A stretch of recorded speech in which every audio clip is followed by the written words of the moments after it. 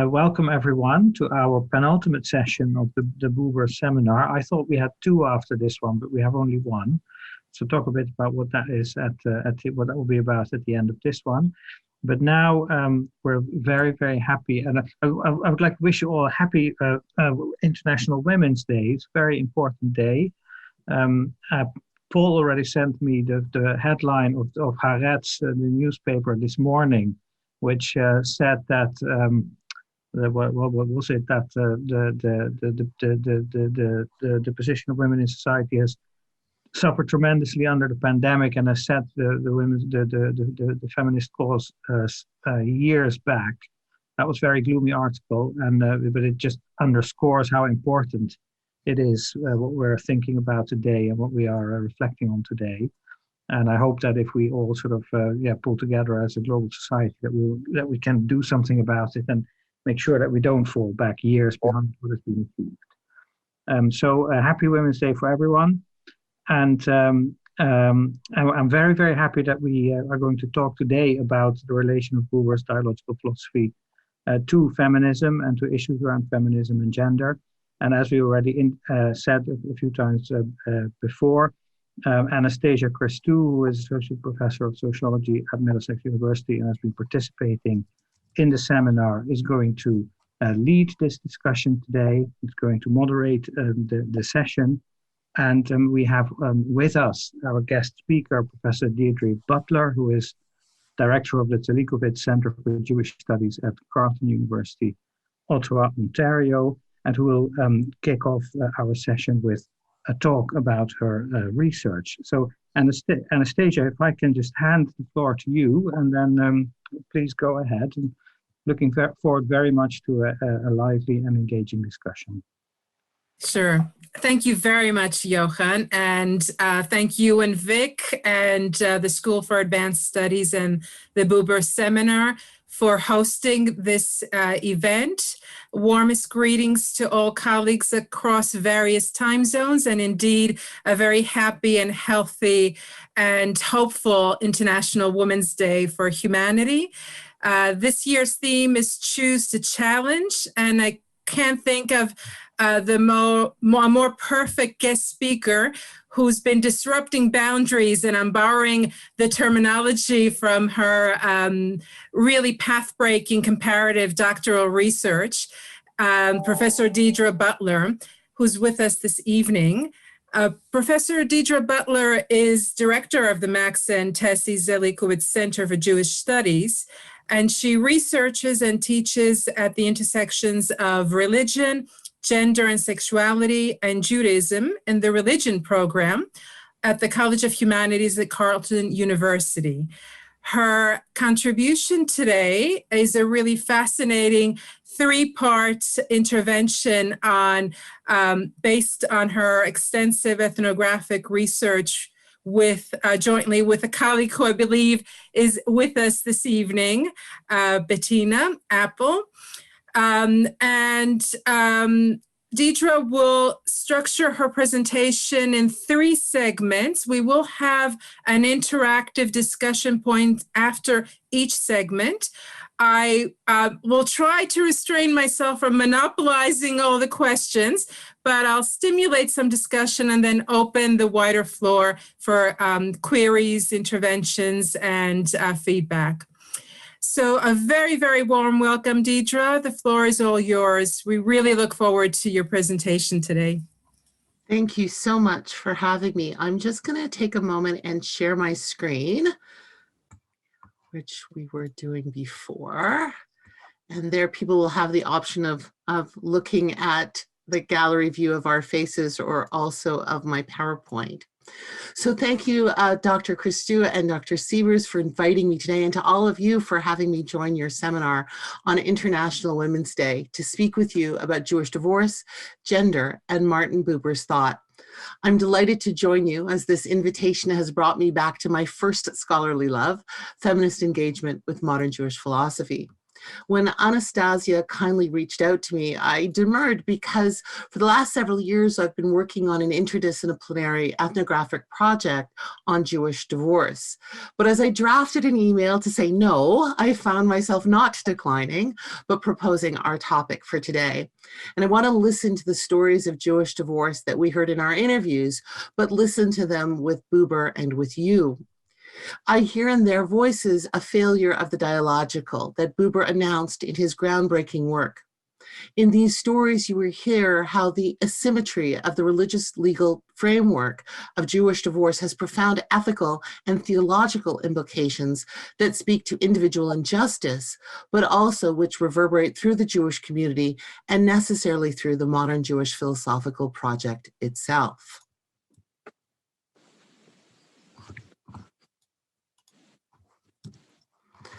As I begin, I must acknowledge the very important person is here. I was going to say she wasn't here.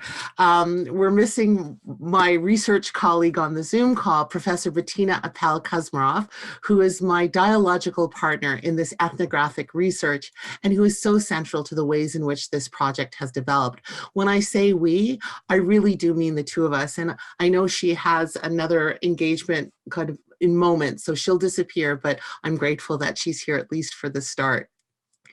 It's most fitting that we're having this discussion on International Women's Day.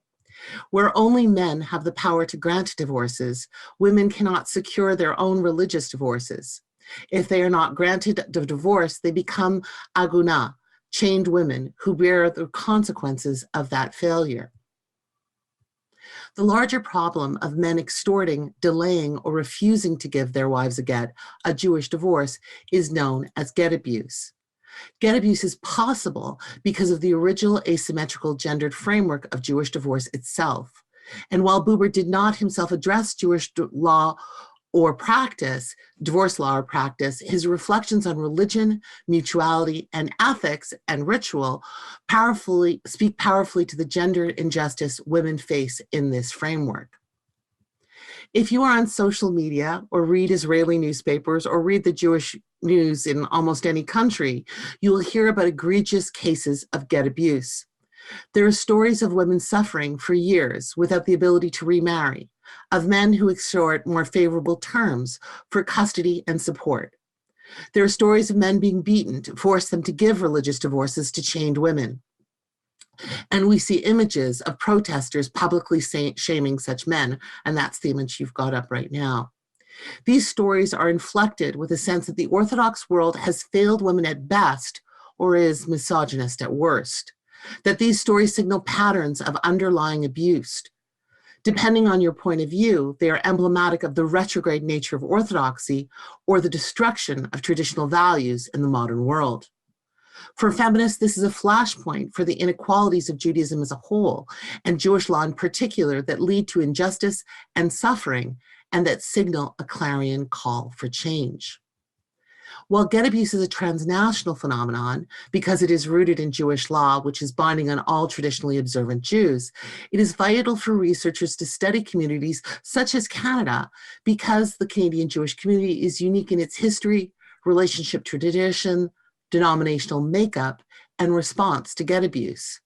Because Canada's civil law further shapes the experience of divorce, honing in on the distinctiveness of Canadian practice interrupts accounts of Jewish divorce practice as universal, natural, and unchanging. My plan for today is to welcome you into conversation with my research through a spiral, where I take you through the basics of Jewish divorce and this ethnographic project, drawing connections to Buber as we spiral outward with particular examples and problems from this research, building towards key moments where we can engage the material together. As Anastasia mentioned, this will be in 3 parts, and the first part will offer a quick overview of the project and the foundational religious legal issues related to divorce in the Jewish tradition. I'll then introduce you to the context of Jewish divorce in Canada, especially in terms of denominationalism, and point to why get abuse is primarily engaged as an Orthodox issue. So once I conclude this introduction, we're going to have a conversation. And although for the sake of time, I won't include it in my introductory comments right now, I'm happy to also share a little bit more about ethnic diversity of practice among Ashkenazic, Sephardi, and Mizrahi Jews, as well as the various legislative strategies to address religious divorce in Canada, the UK, and Israel, if that's of interest. The second part of my discussion will delve into the interview research in more detail, beginning with the stories that are told about Jewish divorce, exploring the gendered experience of alterity that mark lay encounters with rabbinic courts. We'll then again open up the discussion to allow for questions and reflection. Finally, the third part will explore questions of denominational difference and movement, where I close by arguing that Jewish women's experience of divorce generally, and of get abuse specifically, point to an ethical failure with weighty implications for Kalal Yisrael and the global Jewish community. Again, we'll open up the discussion again, aiming at framing and interrogating these experiences of gendered injustice in their intersecting interpersonal, communal, and theological and philosophical dimensions. As not all of us work in this area, I'd like to share some of the key issues in divorce that inform Jewish practice. Before we can speak about divorce, it's worth emphasizing what is at stake in divorce, marriage, and the ideal of married life. Now, I'm a religious studies professor as much as I'm engaging this philosophical work, so you're getting more of the religion prof at the moment. Jewish tradition, beginning with the Hebrew Bible and continued through the rabbinic tradition to the present day, affirms marriage as an essential good of human existence and therefore of Jewish life. It is also heteronormative, and while men are commanded to procreate and therefore marry, women are neither commanded to procreate nor to marry. That being said, from the Bible through the rabbinic tradition to the present day, the assumption is that both men and women will find meaning and joy, pleasure and companionship in marriage.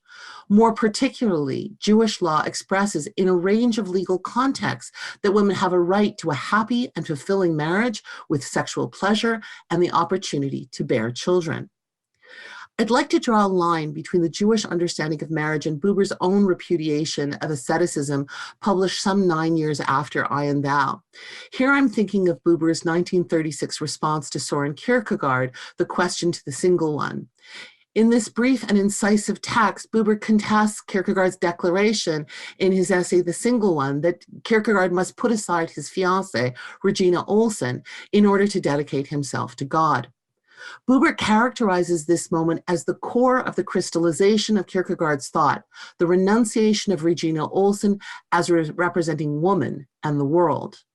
In a particularly Jewish voice, Buber announces, creation is not a hurdle on the road to God, it is the road itself. And we are created with one another and directed to a life with one another. Even as Genesis declares it is not good for the human to be alone, Buber declares that one can neither find God nor the self by repudiating the world. This in turn must be heard against the dialogical philosophy of I and Thou, where Buber expounds his understanding of the ontogenetic priority of relation.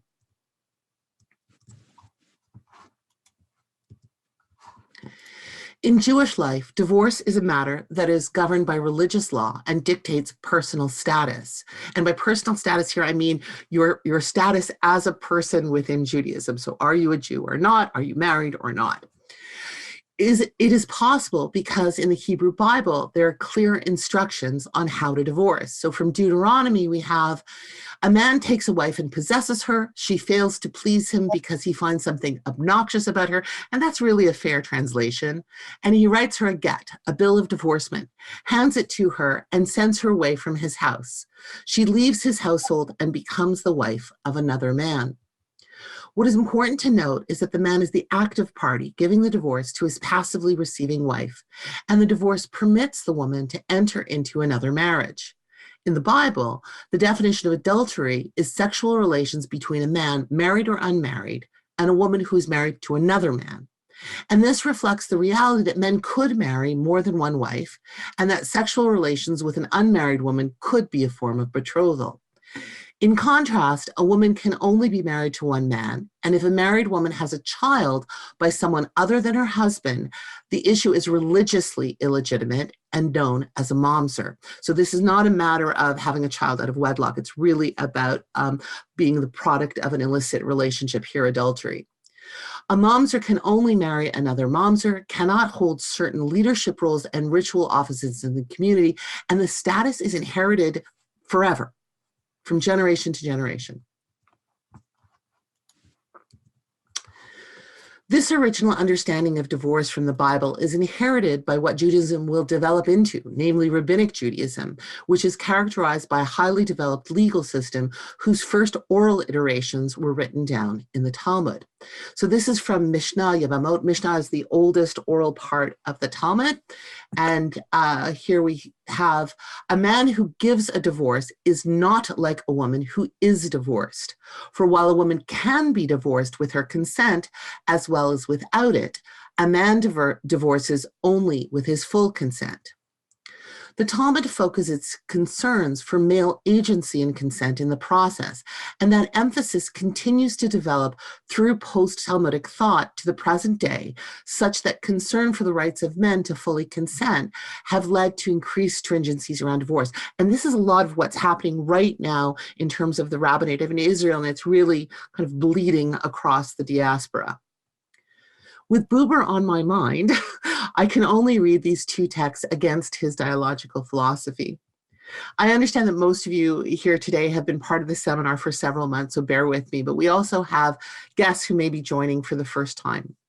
So for Buber, we encounter the world through dialogical relation, I-it and I-thou relations.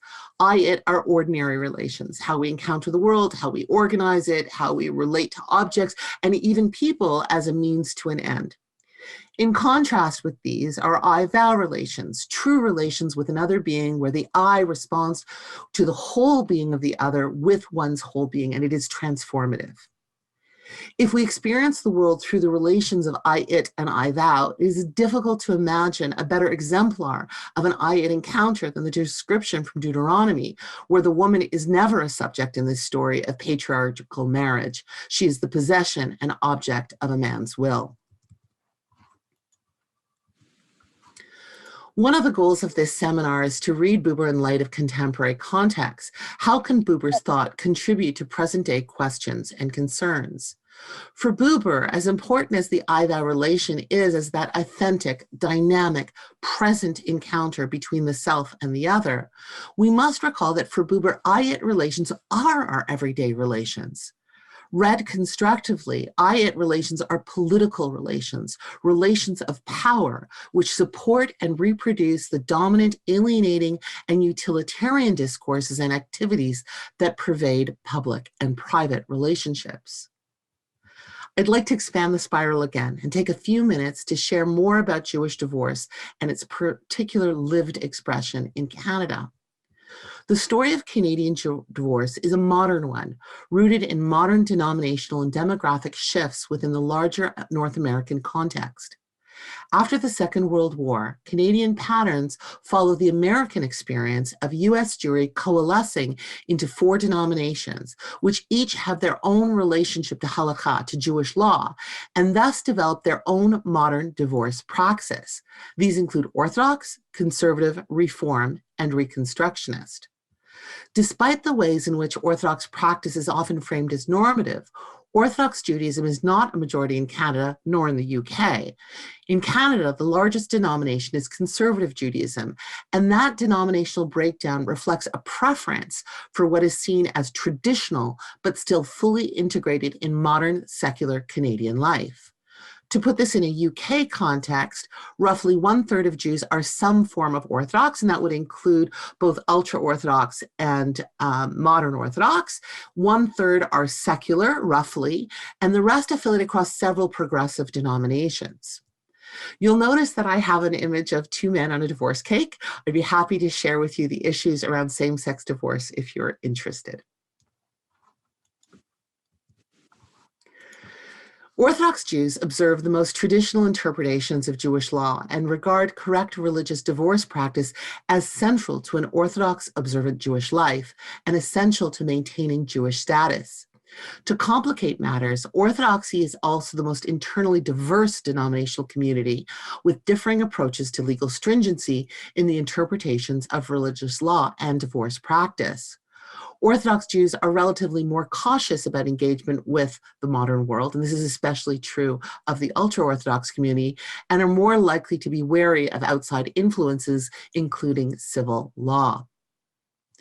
What is fascinating to us as researchers is how Orthodox practice troubles other denominational practices, where other denominations are always responding to the norms of Orthodox Judaism as an authentic mark of Jewishness and tradition. And of course, I'm thinking about Buber's understanding of law and tradition and religion versus religiosity.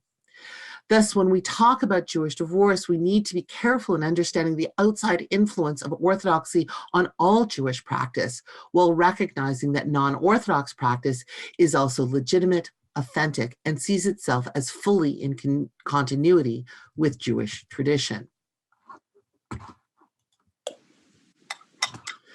I was just reading an essay by Hillel Goldberg from the 80s that describes Orthodoxy's response to Buber as both a matter of attraction and repulsion. The attraction is understandable. Buber's account of the I-thou relation with the divine speaks to the most profound Jewish commitments to God. If Orthodox Jews are repelled by Buber's thought, Goldberg explains it by, quote, Buber's unbending personal and philosophical rejection of halakha, and I will disagree with him about the personal point, where Buber rejects Orthodoxy's premise that authentic religious experience is received or achieved through fixed forms of behavior and ritual. Fair enough. Here we need to take seriously Buber's critique of religion versus religiosity and his related arguments regarding law. Religiosity itself is inaugurated in the I-thou relation, specifically in that spontaneous response to the divine. Tellingly, Buber understands revelation as the revelation of presence and acknowledges that dynamic immediacy of the I-thou cannot be sustained, such that the I-thou recedes into the everyday of the I-it. Religion is a creation of the I-it, as Daniel Breslauer phrases a chrysalis, always potentially awaiting renewal through new I-thou encounters, but too often operating at the level of doctrine and the I-it. Ritual, including the divorce ritual, and law includes the halakha that minutely interprets how one may divorce, are both human creations, an observation that scholars of religion who study religion as a human phenomenon well appreciate. Orthodox understandings of the law as commanded, whose observance is essential to religious status, is deeply rooted in the rabbinic understanding of the eternal present of Jewish law and practice. Passover is just around the corner, much to the dismay of all people who cook. And one of the things that we're commanded at the Seder is to think of ourselves as Jews as having been brought up ourselves in liberation from slavery from Egypt. So that idea of that eternal present. And the rabbis do this as well. If you read the Talmud, it's all now. And so I think about that in terms of this idea of the I-thou counter. So I'd like to pause here and invite any questions about Jewish divorce generally. We're already at the end of the first part, and perhaps about the Canadian context before we move more directly to the ethnographic research and bring Buber more directly into the conversation. And so I'm going to stop the share and let's have a conversation. That was fantastic, Deidre. Thank you very much. I want to push you on in terms of the intersectionalities aspect with the same-sex implications in terms of the Canadian normative context, but also how do you see the existential clash in terms of the Judaic identity versus the state-driven policy in terms of basic human rights to divorce when it comes to the gendered injustice? Okay, So let me take the first part about same-sex marriage. So Canada passed laws a number of years ago now, which permits same-sex marriage. And since it's a federal matter, this is across Canada, not just in separate provinces. And what's interesting is that I remember when Reform Judaism was permitting rabbis to make their own decisions about same-sex marriage. And I asked my rabbi at the time, before it became the law, and he just said, well, it's not the law of the land. And this is a principle of Jewish law that we follow the law of the land. And I found this completely inadequate. And later I spoke to him again, and he said, I was wrong. Should have been doing it. So now many rabbis are performing same-sex marriages, and this is kind of across the board. What's interesting in terms of divorce is in one of our interviews, we spoke to a conservative rabbi who explained that for a long time, even though this conservative movement sort of allowed same-sex marriage and civil law permitted it in different places, he wouldn't perform a same-sex marriage because he couldn't perform a same-sex divorce. Because the marriage, there's this whole idea of kinyan, and there's an exchange of something of worth, and that's what purchases the woman. And what do you do when you don't have people who are in different gender roles in that hierarchical relationship? And because the divorce hinges on all that as well. And so what the conservative movement has done, and what the reform movement has also done in Reconstruction, is to change the marriage ceremony itself, which makes an egalitarian marriage, which permits an egalitarian divorce. It's not halakhic, right? Like, this is unrecognizable to Orthodox Jews. So you wanted to know about civil divorce, right? And the intersections of that. So I noted that there, where some of you are in the UK, you're just about to have a change of law, which I believe is before the House of Lords, where it has to do with domestic abuse. So the economic and psychological abuse can now be targeted as a form of abuse under the law. And before that, you also had a law which talked about being able to essentially stay the proceedings of divorce if someone brought to the attention of the court that there was a barrier to religious remarriage. That's been in UK law for quite some time. This actually mirrors exactly what we have in Canada, which is this idea that the court will just stop listening as soon as someone brings this idea of religious barriers to religious remarriage. So, I mean, obviously, we're talking about pluralistic civil contexts where there are many different religious traditions. Judaism is really the only one that has this particular problem because of the intersections between religious law and what becomes get abuse, which is the delay and extortion on behalf of to give the get, and civil law. And so, I'm not sure where you want to go with that, but what I would say is that my experience of talking to activists and rabbis and people who have gone through this process is that there is no one-size-fits-all solution, and that depending where you are transnationally, denominationally, civilly, different strategies will be helpful to you. So I'm very practical, I guess, about those intersections. Not sure if that's where you want totally to covered. Thank you, Deidre. I'm going to open the floor if there are other interventions, queries, reflections.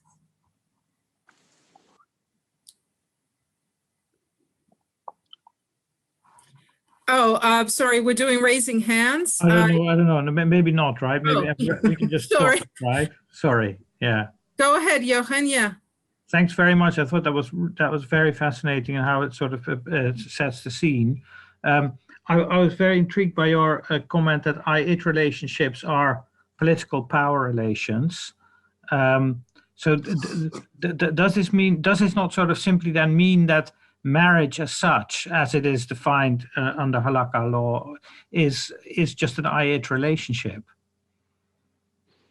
So is that the problem with it, that it is? maybe I'm not sure how to answer that, because I could think of different ways to answer that, right? There's that moment of the marriage ceremony. Is that it? Are we talking about that moment? Are we talking about a marriage that goes on? I've been married for 31 years. So that's a long I thou relationship. No, we can't sustain that. right. I think that the ideal of relation is the I thou, which we all try and aspire to, and we have moments of, right? I don't think that marriage necessarily as a relation is always I that. And I think if you look at Buber's life and his relationship with Paula Winkler and all of that, like I think that belies how Buber himself would understand it. And I think that also his thinking about the single one in Soren Kierkegaard makes that very clear, that the alternative is what we're supposed to just forget about marriage and relationship and kind of really have a relationship with God. Like that's not Buber, and that's not Jewish, right? I mean, Jews don't sit on mountains by themselves. They get married, they have babies, they live in community. But the question is that in Judaism and in Jewish law, we inherit this framework, and this framework is urgent. I mean, we have to understand that Jewish status is tied, if you look at biblical Judaism, in an original sense, to the holiness of the people. And, you know, the consequence of failing in that holiness in Leviticus and Deuteronomy is you get kicked out of the land. The land vomits you out. And the ideal of being a holy people, it being a light unto the nations, of, you know, walking in God's path, that's what the Israelites, the Hebrews, the Jews are supposed to do. And so Buber's critique of law, which I'm sure we'll get to many times during today, is entangled with all of this, because he would speak to that original I thou moment that inspired that kind of experience of revelation. But now we're in this moment where we're living through these rituals.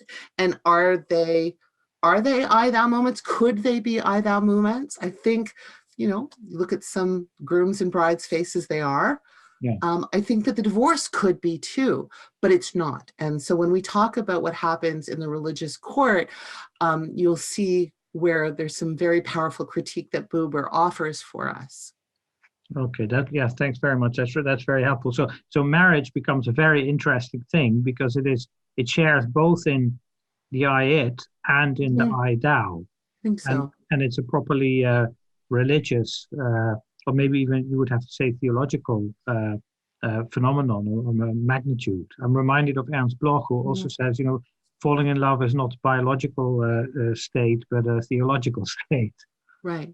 Yes. And the theological claim in Genesis, it is not good for the human to be alone, is a very powerful ontological and existential statement, right? Yeah. It's both. And so there's a religious injunction there. It's a theological, but it's also, it has to do with what it means to be human in creation, created by the Creator. Okay, thanks very much. It's a lot to think about. It's very wonderful. Yeah. Vic. Just wondering, following on Anastasia's second question, about the notion of property. So in one way you're wanting to talk, which I understand, about presence. Mm-hmm.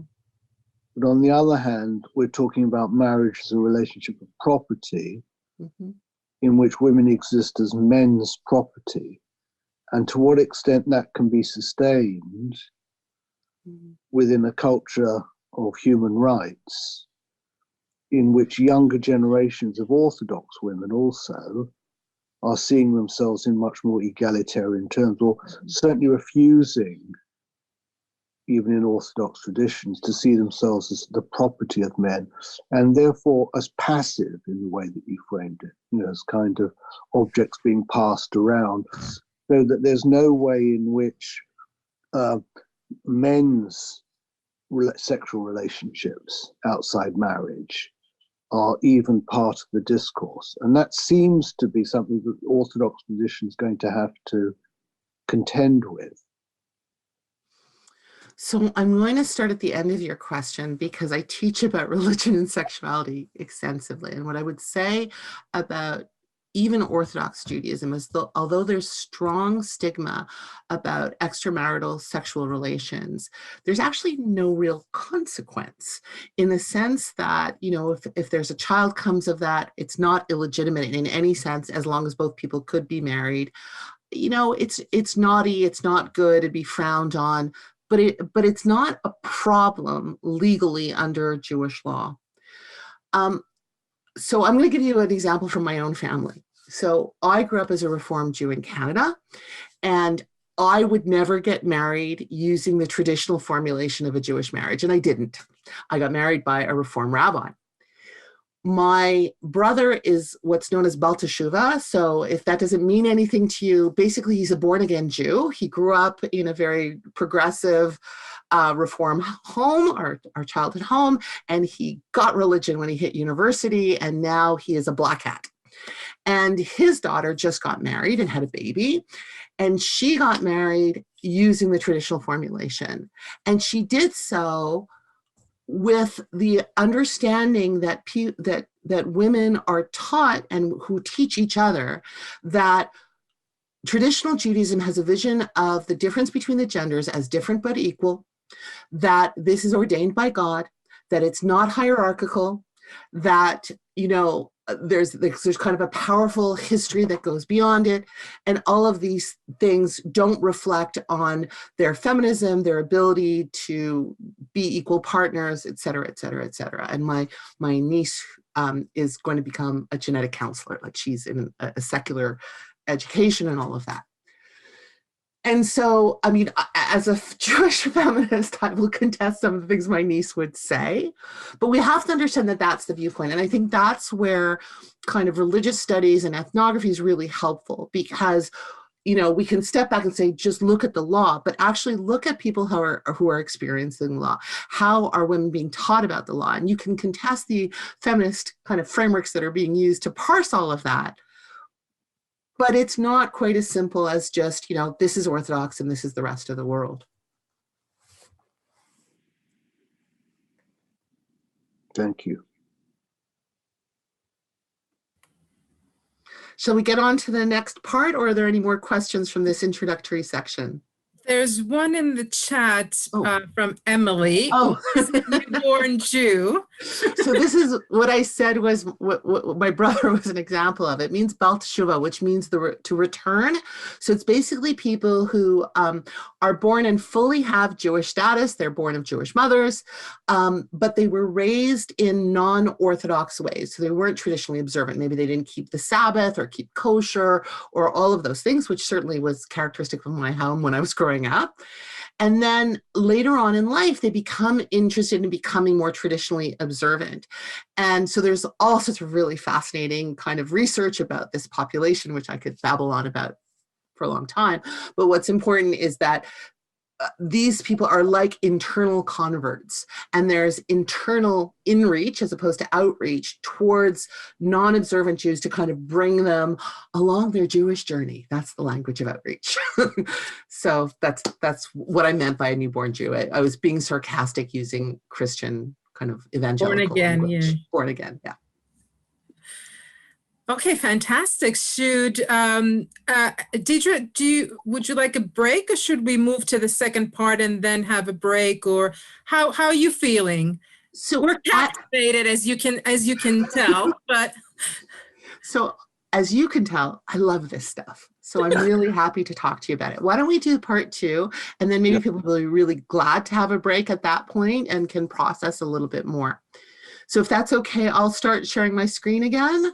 Excellent, great. I think it's fairly miraculous that this is actually working in terms of the technology. So there, how are we doing? Can you see that now? Yep, that's very clear, part 2. Perfect, okay. So let's get started. So let's expand the spiral again and think a bit about the narratives that are told about Jewish divorce. As scholars who place Jewish divorce practice in historical context, we're attuned to how narratives about Jewish divorce often invoke the ideal of Kalal Yisrael, which is this idea of the unity of the Jewish people, in speaking nostalgically to an imagined united Jewish past and a yearning for a utopian communal future.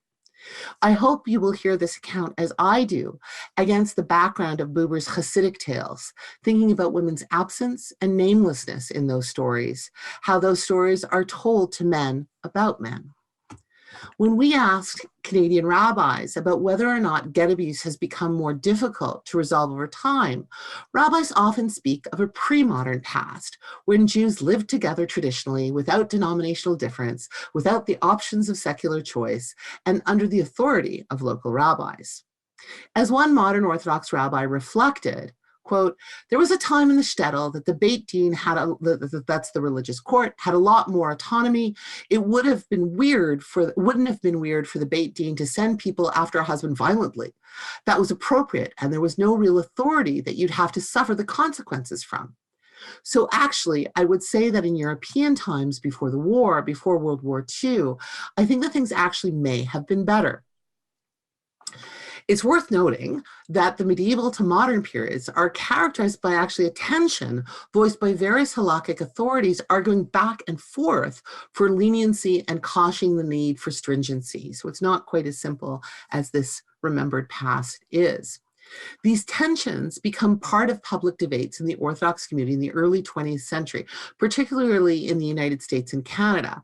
And so, for example, in the 1930s, resolving the aguna problem, the problem of these women who can't get their divorces, becomes the object of editorial activism in the American Orthodox Monthly Jewish Forum, which decries how the aguna problem degrades women at precisely the same time that another newspaper from the Union of Orthodox Rabbis, called Agudat HaRabamim, condemns liberal reforms as an abomination, threatening the very future of the Jewish people itself.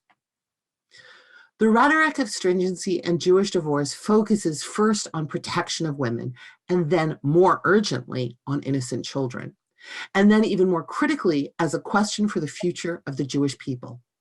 If women do not divorce properly, our children will not be able to marry each other. As one rabbi explained, while there is always hope for an aguna, there is nothing that can be done for a mamzer, and I can disagree with that slightly. In this litany of escalating threat, women are the ultimate other, without agency to secure their own divorces, and where, as the passive recipient who is acted upon, they are imagined primarily in terms of their potential to transmit illegitimacy. To speak of the other is already to speak of an ethical responsibility. As a feminist, to theorize otherness is already to speak about gender and intersectionality.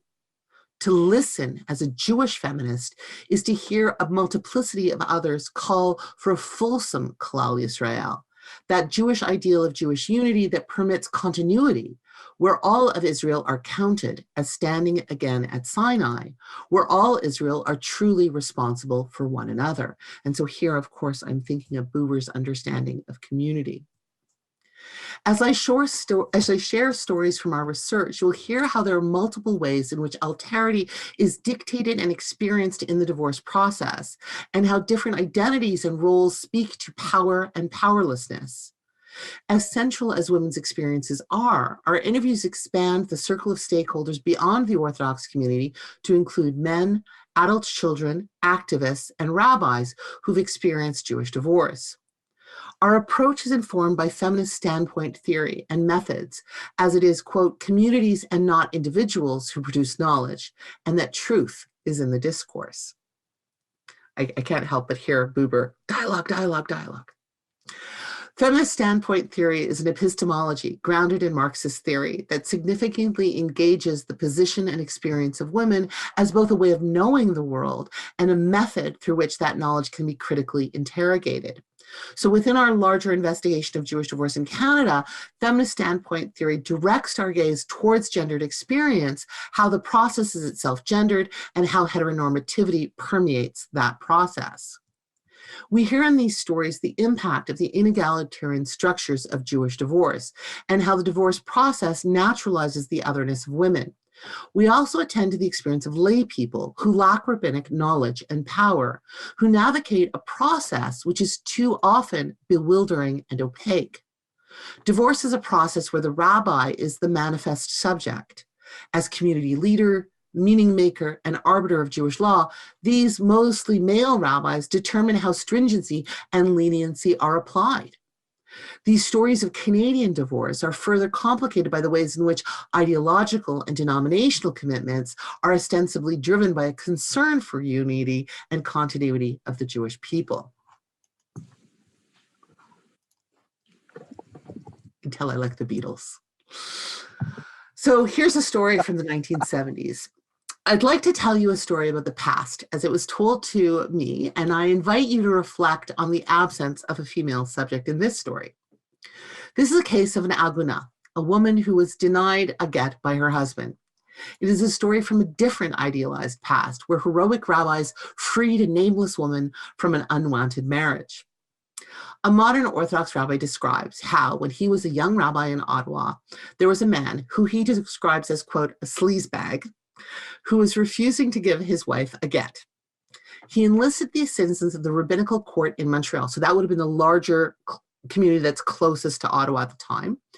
And when they had intelligence that the husband would be at his home in Ottawa, they climbed in his bedroom window and declared, "We're not leaving here until you authorize the get." They basically sat on his bed. The cloak and dagger story continues as the rabbi describes how, concerned that the man might revoke the divorce, the others delivered the get to Montreal while they stayed with the husband until it was complete. So this is roughly a 3-hour drive each way, best of kind of conditions.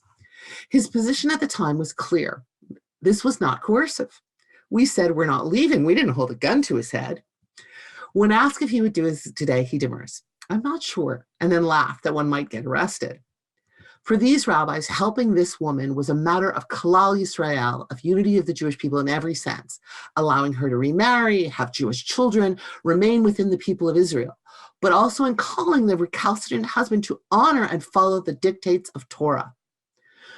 But we know that should this happen today, there's a strong chance the husband could protest to another court who might, for reasons of stringency or corruption, invalidate the divorce, leaving the woman as an aguna once again.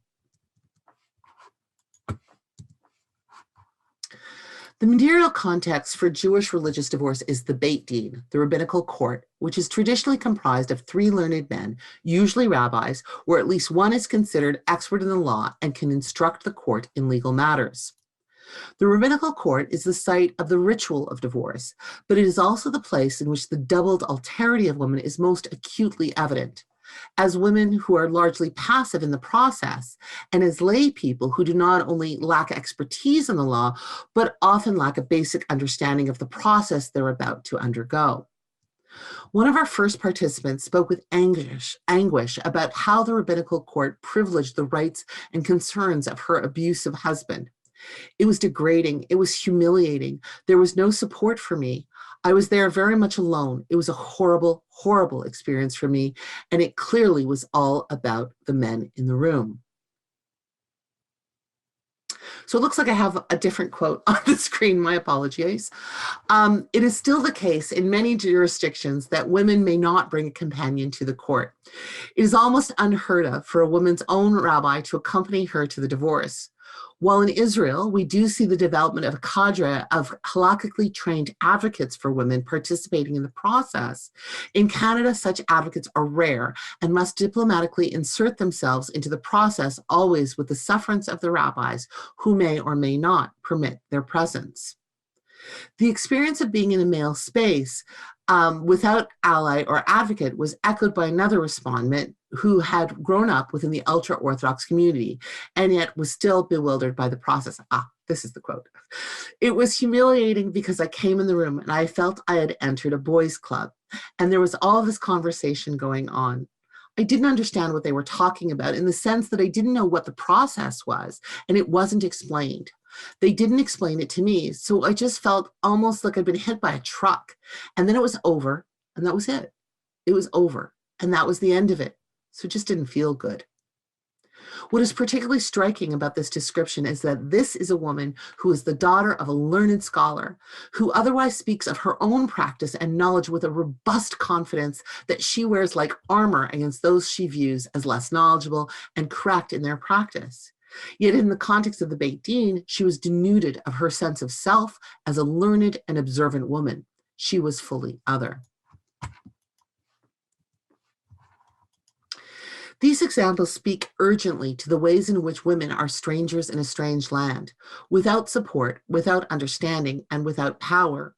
And while this experience of alienation is unquestionably gendered, the further dimension of the power dynamics around legal expertise and authority applies also to lay men who undergo this process. As one man explained, even though he was familiar with the Orthodox world and was knowledgeable enough about the law that he thought he knew what was going to happen, he very quickly lost any sense of agency or belonging, even to the extent that he's not sure how his wife came to consent to agree to the divorce. But it's, quote, "but it's not my world. I was in that world long enough to understand it, but by that time, I want to say it was foreign to me. I still don't know what my rabbi said to my ex-wife to have her consent. And I don't know what arrangements he made with the Beit Din. My rabbi told me where to go. He told me where his house is. I know the street again because I grew up there. I knew the neighborhood, and I just went to this little private house. I wasn't going into a courthouse. I wasn't going to an office. I was just going into a residence. And so that even in itself felt kind of strange because I expected something more normal. I entered, I was greeted. I sat down at the dining room table. I was asked my given names and dates. That was very formal. Then there was absolutely no attempt to explain anything to me. It was an invisible process that generated a piece of paper. We hear in these stories a profound sense of sadness and bewilderment as how these Jewish spaces, these Jewish processes, which should have supported them in this moment of vulnerability, made them feel alienated and disconnected. Here I hear Buber's critique of religion against religiosity, where the originary experience of any I thou is unrecognizable in these encounters. Buber argued that community occurs when persons stand in a living reciprocal relationship to a single living center, and they have to stand in a living reciprocal relationship to one another. The single living center of community is God. Without a civil living center and without standing in relation to each other, the group exists as a severed I, a golem. As Silverstein argues, community is much more than social relations. It is both social context and existential situation between persons.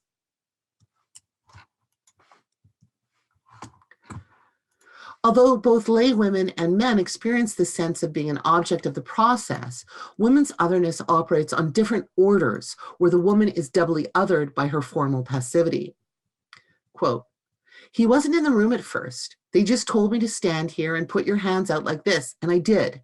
And then he came into the room, and there was a whole choreography, and it ended with him dropping it into my hand." So that would have been the actual divorce document, which I thought felt so cold. And he wasn't allowed to touch me. And I think he had to walk around or backwards. And they're just directing him. And he had to say something in Hebrew, which I don't understand Hebrew still. So I don't know what it was. And then he dropped this little scroll in my hands. And I just looked at the rabbis and they said, "That's it, you're done." And so we laughed. And then we left and I just cried that combination of relief and shame and guilt. It was everything all at once. It was, I knew I shouldn't marry him.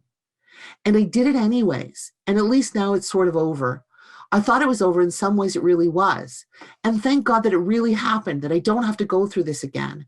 And fear of the unknown. And now and it was a lot of crying on the way home, not a lot of talking. But I came back to the Jewish Community Center and I went to the ritual bath.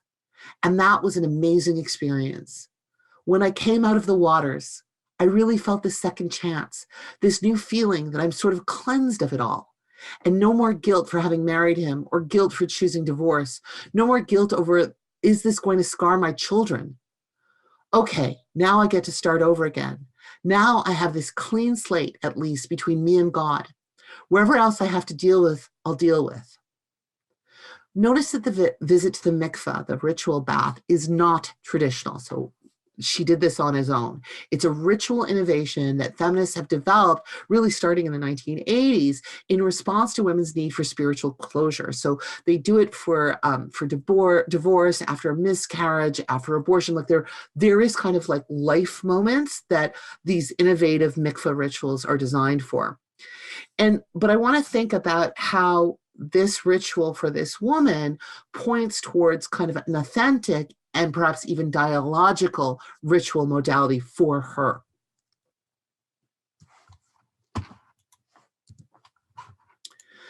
Rabbis are the true subjects in the Beit Din, and nowhere is this more evident than in the ways in which rabbis literally dictate the words and physical actions the divorcing couples must rehearse in the divorce ritual. This dynamic reveals how the divorce process is both embodied and that embodiment is acutely gendered. Just before the pandemic hit, like days before lockdown, I was permitted to witness the get process at the Beit Din in Montreal. The husband who was granting the get was himself a lawyer, known for his irreverence and self-assurance.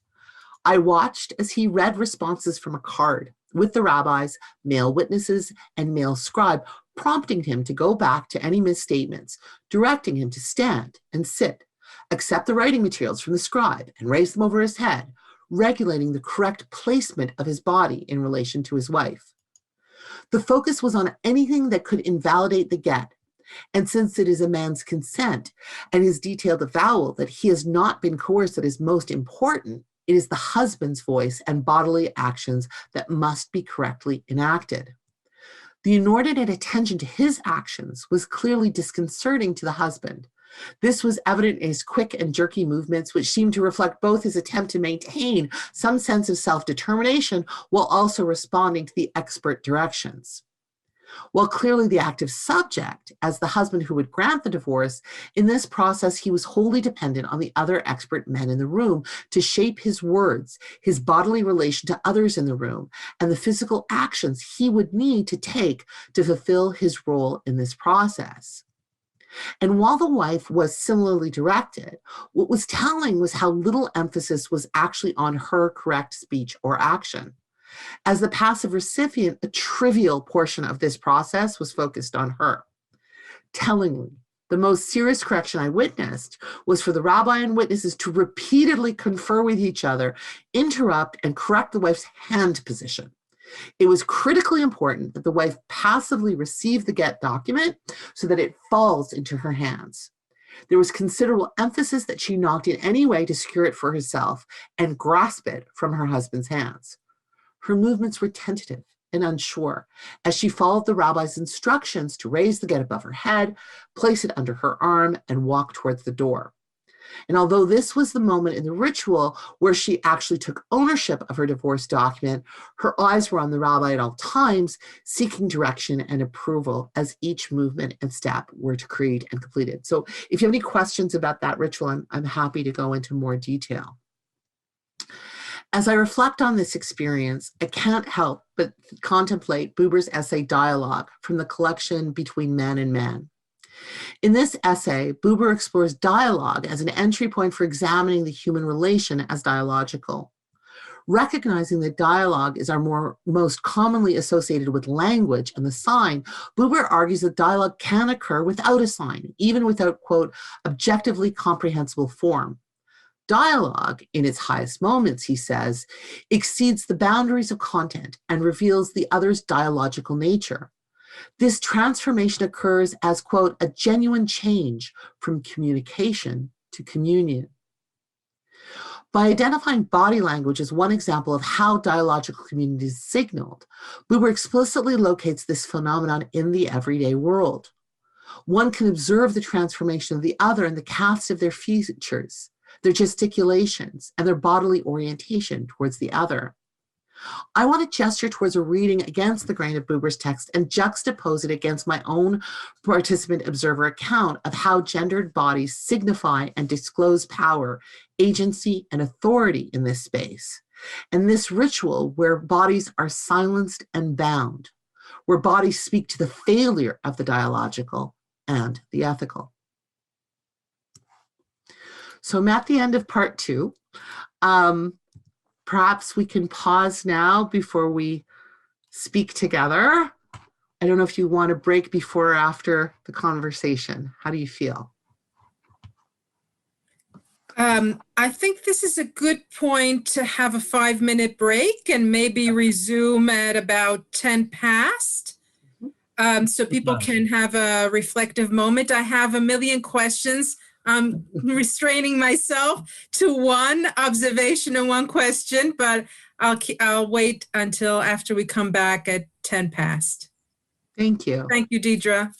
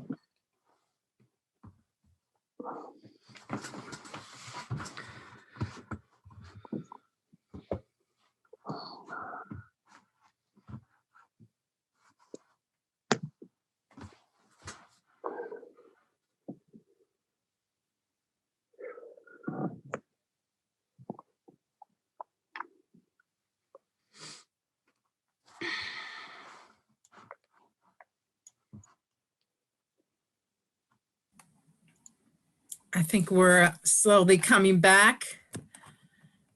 Yeah. Okay, wonderful. I really enjoyed the second part, Deidre, because I started to grapple with the textual, with the words of your participants, and they were enormously meaningful and so poignant in terms of the affective and the existential. And you could really see some of those core concepts that you were talking about, the asymmetry, the issues of injustice, the alterity, issues of agency, gendered agency, the alienation, the absence, but above all, power and how that's negotiated in the choreography of the process, and how, the actual segment hit by a truck was remarkably a reflection of the gendered violence that can be experienced during the GET process. And I also really liked your use of the term spiral in the conversation as creating more interactive dialogic encounters with your work. I find the word so meaningful because it has a spirituality and mysticism kind of reflection about life and stages of life, but also just that unfolding, or even that intensity spiraling out of control, like a phrasing in that sense. So thanks very much for that. I have one question that I really wanted to get to, and one clarification. The clarification has to do with the mikveh. I wasn't sure if it was an opportunity in terms of the cathartic element, the cleansing, if it was an opportunity for agency at that point, or was it an imposed ritual in terms of the traditional identity? And the question has to do, I have a few more later on about methodology and the ethnographic experience, but I wanted to ask you about the opportunities philosophically and conceptually that we can gain by embracing a Jewish feminist thought and a Jewish feminist ethics as an encounter with feminism in modernity, and not just a Jewish encounter with issues of ritual and tradition. So I wanted to ask you if you see that pathway of learnings from Jewish feminist thought and feminist ethics becoming an application into feminist studies in contemporary times with wider issues that may not have religiosity or religion at its center. My goodness, that's a lot. All right, so let me try and kind of go through, and I'm probably going to miss some of the hooks that you want to yeah, talk feel about. free to just reflect. That's fine. So the first thing I wanted to say is that this didn't get into kind of like my remarks, but one of the stories we heard again, and I actually experienced, is the experience of women who are sitting in the Beit Din, and the rabbis are talking amongst themselves. And they're doing so in Yiddish or in Hebrew. And many of the women don't know what they're saying, but many of them do. And they hear horrible things being said about them. And like truly like the epitome of the I-it relationship. And so, and I have a few cases where once the divorce was signed and done and everything, the woman popping up and speaking in whether it was Yiddish or Hebrew and kind of asserting themselves. And those being really powerful moments for these women, understandably. And that gets me to the mikveh. So mikveh is required for women who are in a sexual relationship in marriage who menstruate. They need to use the mikveh after the end of their period of nidah, of menstruation plus X number of days, and they need to do so before resuming sexual relations with their husband. there is a really great urban legend, and I wish it wasn't only an urban legend, that kind of invokes Lysistrata, about women in a certain community, supposedly in Brooklyn, where a man refused to give a get, and they all stopped going to the mikveh. And then all of the men leaned on the man to give the get, and that's how the woman got the divorce. As far as I know, it didn't really happen, but I wish it had happened. In this case, the mikveh is an innovative feminist ritual that the woman did. She was not required to do so in any way because she's no longer married. So she's not about to enter into sexual relations with anyone. So there's no meaning there for it from a traditional halakhic point of view. But it is a meaningful moment from a feminist point of view. And Jewish feminism, I mean, especially since the 1980s, has been really interested in kind of the embodiment that's at stake in these kinds of rituals, and critiquing a tradition for not recognizing kind of the emotional, psychological, and spiritual needs of women for blessings and rituals that allow for those moments of transition and movement forward. And so she claimed this for herself. It's something that's not so out of the realm of what's normal, but it's certainly not required. What's interesting is that depending what community you're in, a mikveh can be controlled by a very kind of rigid, small group of very traditionally observant women. Or in the case of Ottawa, you can have a community-run mikveh. And it's at those community-run mikvahs that you end up with these kind of more innovative rituals and more creative uses. So for example, you see it after affirmation of gender surgery, for example. I'm trying to think if there's something else I wanted to say about mikveh. I think that's it. Okay. And then you were asking, and maybe I'm reframing it not correctly, is sort of like, does Jewish feminism have something to say to feminism more largely? Is that the question? Exactly, yeah. So I think that, and this is my intersectional feminist hat on, is that what Jewish feminism does is the same thing that studying Judaism does for my students of religion, which is that we are so entrenched in a particular cultural narrative that's embedded in Christianity and colonialism and like all of these things that are kind of entangled in Western civilization. And Jew is other in that story, right? And so Jewish feminism is always grappling with that doubled alterity, that double otherness, that lends itself, I think, to insights to intersectionality that are very powerful. And I also think that although feminism doesn't have to have anything to do with religion, its roots are very much in kind of spiritual resistance to gender injustice, right? If you think of like Elizabeth Cady Stanton, the Women's Bible and all that stuff, I mean, and that's entangled with the suffragette movement and civil rights and everything else. So I think that there's an insight there in terms of how Jews and Jewish feminists speak about religion and culture and spirituality and gender and intersectionality and otherness and anti-Semitism, all of that is rich. And that it interrupts master narratives all of the time. And I find that especially powerful. That's fantastic. Thank you, Deidre. Any other questions or interventions or reflections or any thoughts? Vic? On International Women's Day, I was really struck by the choreography of the Best In. I hadn't heard it before, and it just showed me the strength of the ethnography in helping us to think differently. Because it shows you both the power of rabbinic authority or rabbinic male authority in regulating the behaviors of men, and who also need to be able to do this right as active participants.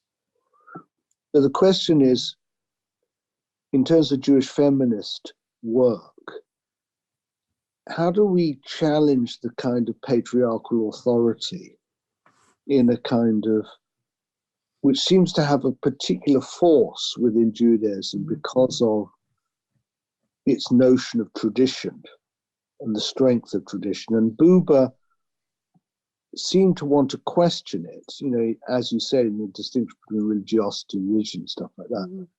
But it does seem that there's an inadequacy of the language, almost the critical language that Buber offers us to really be able to encounter the kind of the degrading and abusive and epistemic injustice in the way that women are treated in this context.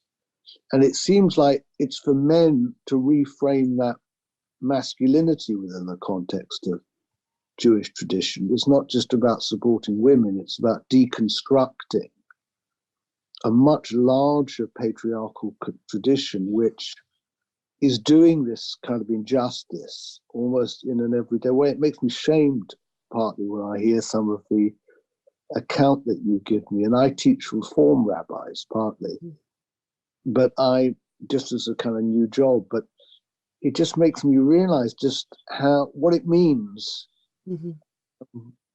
to frame the challenge. And also just finally that the Buber's distinction between the I, thou and the I, it doesn't seem to be able to frame the kind of epistemic injustice and violation that's going on. It's not just that it's I, it. There's something else going on. We need a richer language of relationship and injustice, basically, the kind of injustice as violation, because some form of violation and abuse going on where people don't even understand what the situation they're in. There's no attempt to explain it to them. They can't really enter into it in any kind of real way, though this is an incredibly important moment in women's and men's lives. So I just wonder why it's a difficult question. It's just like standing back a bit from the ethnography and somehow thinking, how do I assess this ethnography now? What's the language of justice, equality, respect that I need to be able to make known in the Jewish community in some way? So I think what's really important, this is what the ethnography actually makes visible, is that there are very different experiences of this. There are very different approaches to this. So, you know, the scene that I describe in the Beit Din is one which I found extraordinary as, you know, a fairly secular Reform Jewish woman.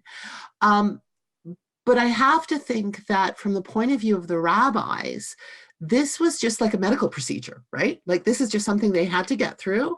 And they actually would have felt, especially in the scene I described, that was at a moment when the Beit Din had already taken on the practice of at least even explaining somewhat of what was going to happen.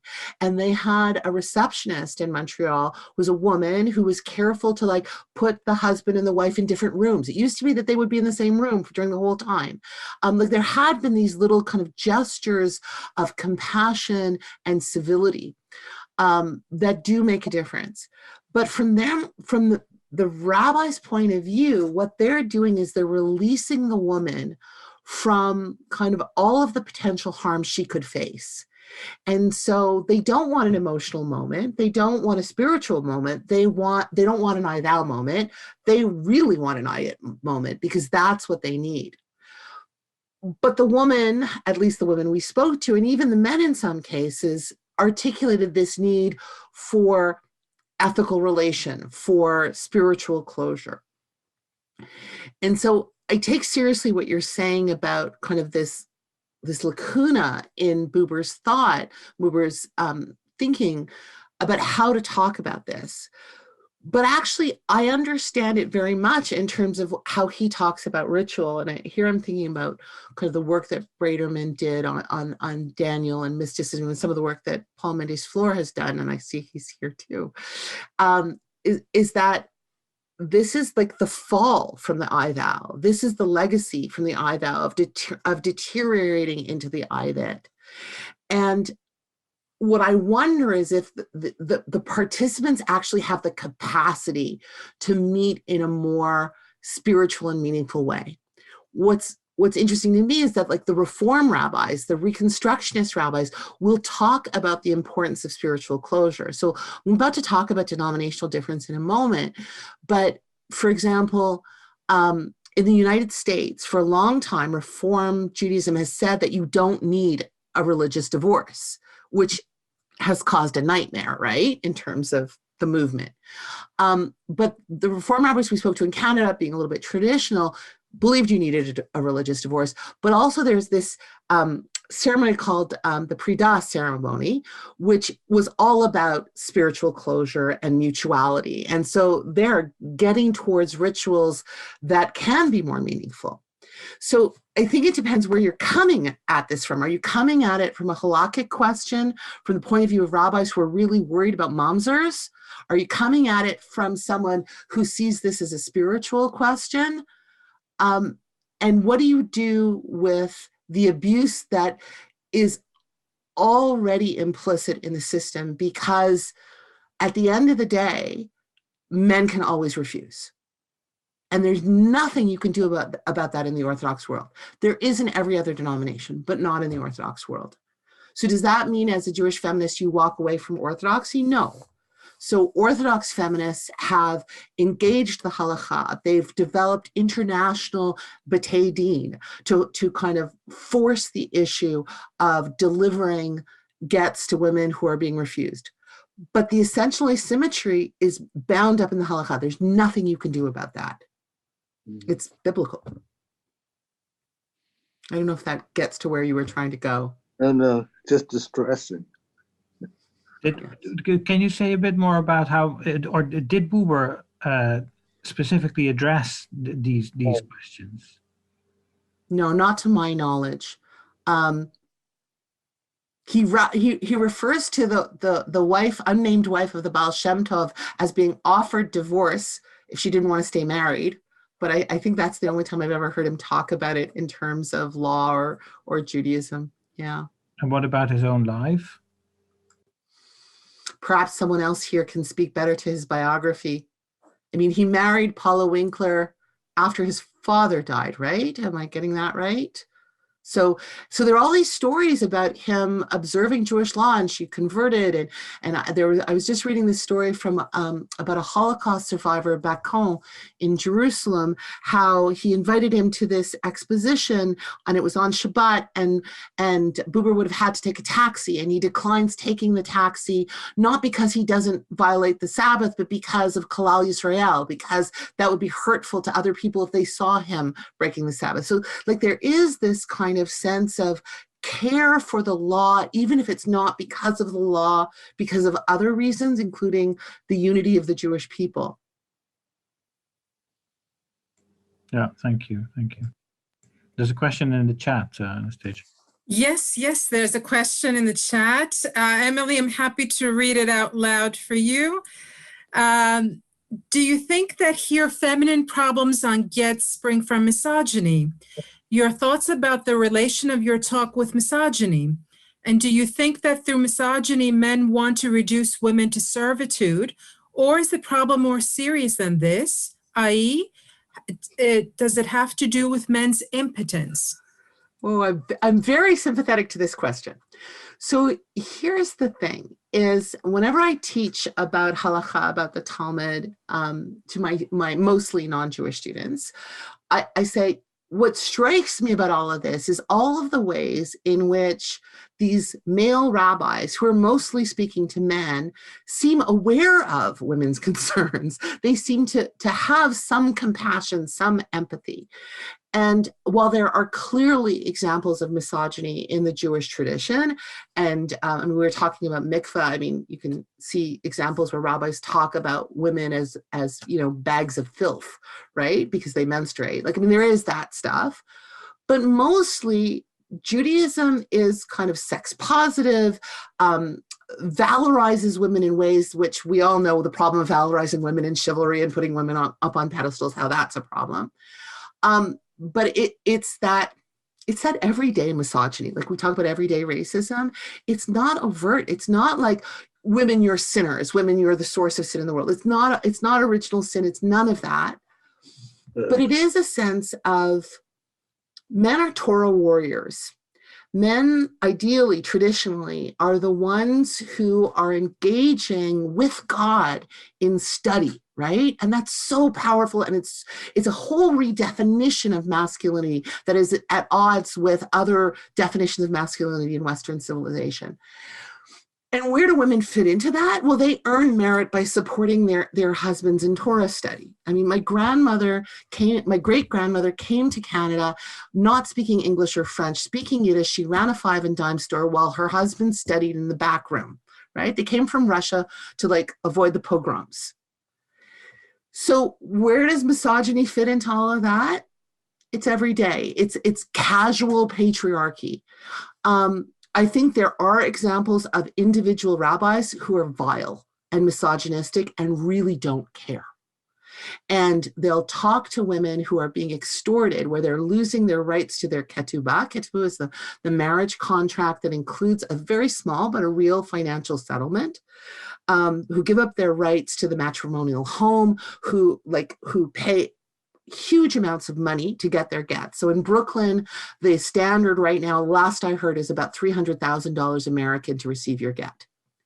And these rabbis will say to them, this is the price of the get. Do you want your get? And I talked earlier about consent, and in Yevamot, in the Talmud, it says that women can be divorced with their consent and without. So in the year 1000, Rabbeinu Gershom says that women can't be divorced without their consent, except that they can. And so I've spoken to rabbis who will say, well, she's not consenting, but if she says things like she never intends to consent, then I can find ways in the halakha and the Jewish law to impose her consent, because divorce is always in her interest. So beyond misogyny, there's a paternalism to all of this that is so insidious and harmful in so many ways. And I think that the way out of this is that women are becoming more learned. And so, especially since, I want to say, the 1990s, there's been a movement among Orthodox Jewish feminists who engage the text, who engage these issues. The leaders on questions of agunat are Jewish feminist Orthodox women. And that's what's so powerful here, because they'll call out the misogyny in a way that will actually be heard. And yes, it is their impotence. Thank you, Deidre. Just to build on that, so do you think that there is a possibility for an Orthodox feminism that can remain Orthodox in a sort of recognizable sense and excise the misogyny from the way the laws are interpreted? So can we excise misogyny? Can we excise patriarchy? I have my doubts. While staying Orthodox, yeah? I mean, there are women who I respect deeply, who are Orthodox and feminist, and who negotiate their path. But the ones who do so in a way that I still feel like I'm not going to kind of parse whether they're feminist or not, they're in the modern Orthodox world. I think the more interesting question is, where do we go with feminism and orthodoxy as we go further towards the Haredi community, towards ultra-Orthodox Hasidism? Because there too, feminism is making inroads, and there are questions about how life will change there. But it's slower, right? So, you can see in the different denominations and the different communities, and also in different national contexts, how this is different. So, I mean, I talk to people, I just interviewed a Canadian who happens to be in Europe, is trying to get her get in Brussels. And she's like, I'm not an Orthodox Jew. How do I engage all of this? These people, they won't even talk to me. I'm a woman. And so, like, there's that stuff too that's going on.